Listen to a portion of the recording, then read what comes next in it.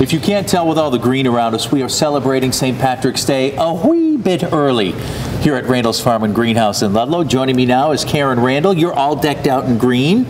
Thanks for having us. What are we talking about today as far as plants? Everything that's green and Irish? Exactly. We're going to talk about the plants that symbolize St. Patrick's Day and the plants that we use around St. Patrick's Day to show our green.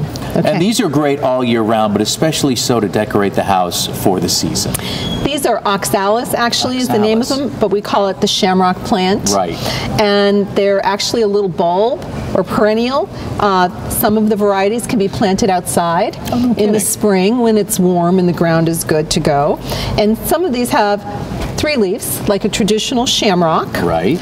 And some have 4 and are that's the lucky very one, lucky. Right? Exactly. And they're different colors as well. This is all emerald green. This one has what looks like a little purple eye, and this is all purple. And yes, and these are all oxalis, and we use them all at St. Patrick's Day. They're just a lot of fun to have in the house. And sometimes we have little clover plants. You know, clover is really another symbol of a shamrock with 3 leaves. And then if you find a 4-leaf clover, you're very lucky. You're in luck, sure. There's also some other plants that symbolize St. Patrick's Day. You can give out these beautiful green carnations. Green carnations, and you can have a little boutonniere.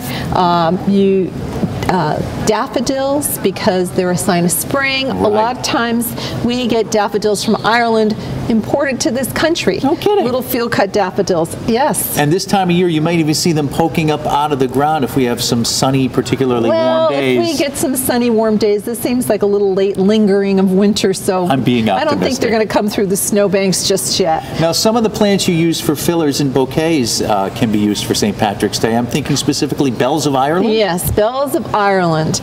Lovely, we use them all year round, but especially at St. Patrick's Day, a long green stem with bells on it. Beautiful, perfect. Small daisies, even the Gerber daisies with the white and green. Well, green and white is the theme, you know, you have to wear your green. Now tell me again why we wear green. There's a lot of reasons, you know, it's a sign of spring, it's the Emerald Isle, but the most important reason is green makes you invisible to leprechauns. See, I didn't know that. I figured because it's the Emerald Isle, we wore green to symbolize Ireland, but I like yours better. Also, we want to eat and have a good time on St. Patrick's Day. And that's what it's about. It's a celebration. Sure. It's the national holiday of Ireland. It's celebrated widely in this country, and we, of course, drink beer. Yes, sometimes green beer, sometimes Irish beers, nice like the Guinness Stout. We use corned beef and cabbage as our traditional St. Patrick's Day dinner. In Ireland, it might more likely be a slow roasted beef stew or lamb stew, even shepherd's pie, maybe a seafood pie. And in both countries, we have a lot of Irish soda bread.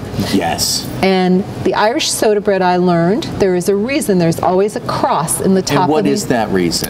To let the fairies out. Of course, it's all about the leprechauns and fairies. Karen, thanks so much. Aaron Gobra.